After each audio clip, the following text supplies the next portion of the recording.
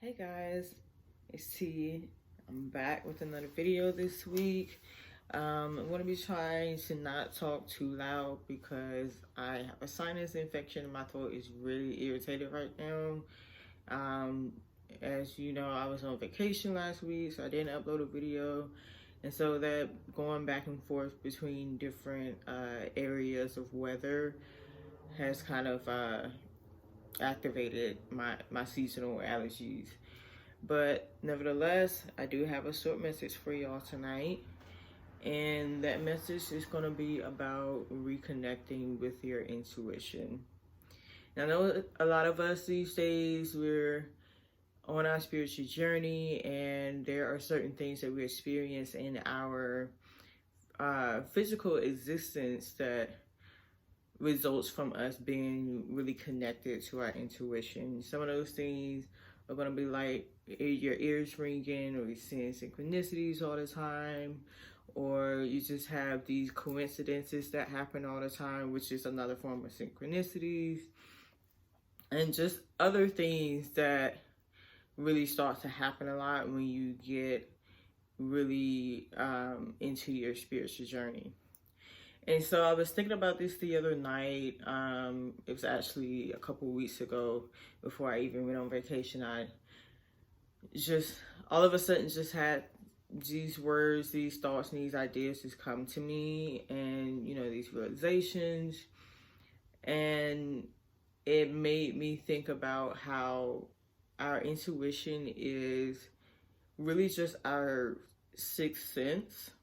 We have the five basic senses, and then we have our intuition, which your senses are basically faculties of your body that enable you to process outside information that's not coming from within your body, so that you can experience your physical reality. And so your sixth sense is just an extension of that, but in the spiritual realm.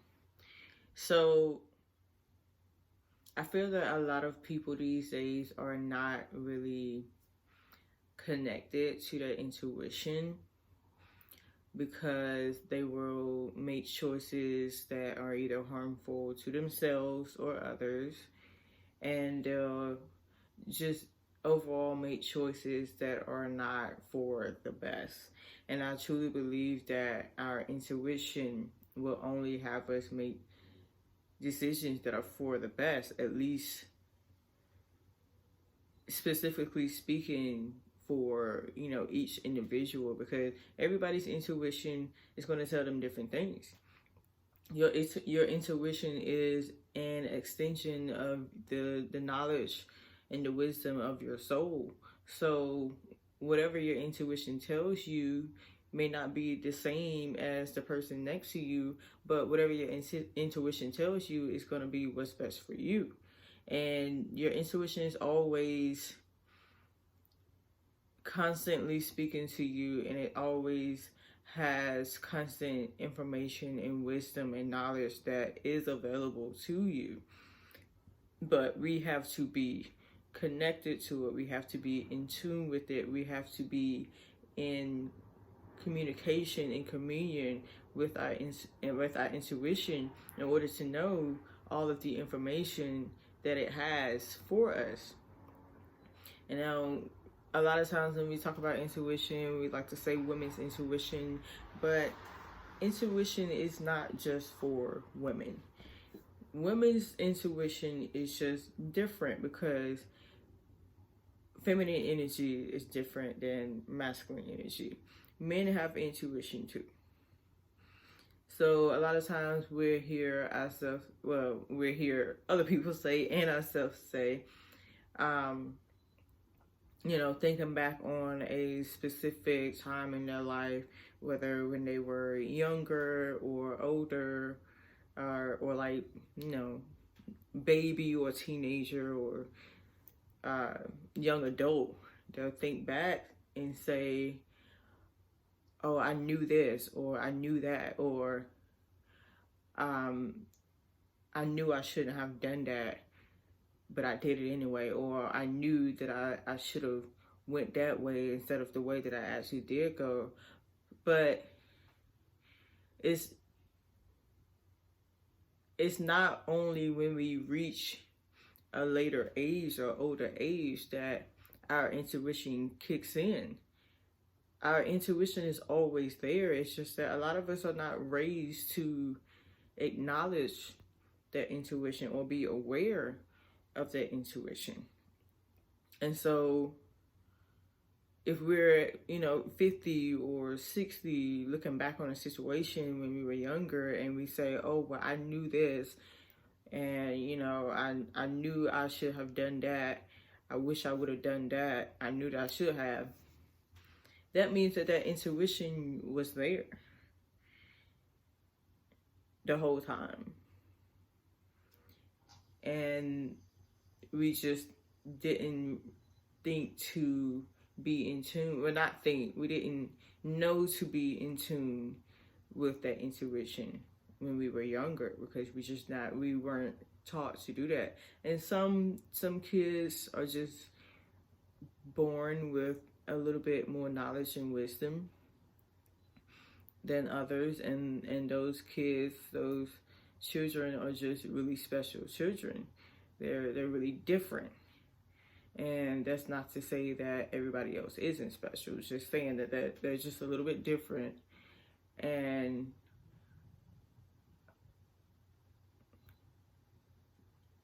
we have to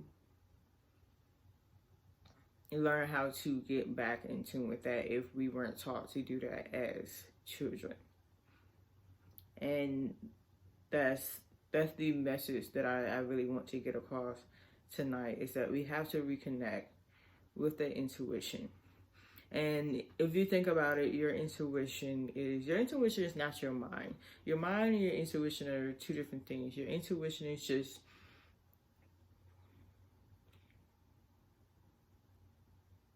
it's always there. It's always right. It always knows what's best for you. And it always leads you to exactly where you need to be.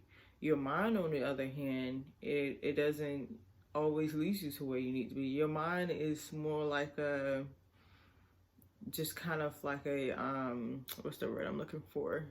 An observer of life. It absorbs any and all information.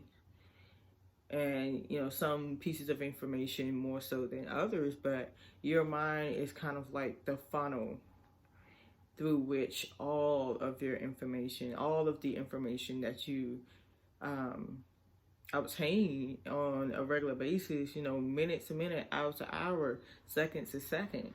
Your mind is just kind of like a funnel, a filter through which you filter all of that information.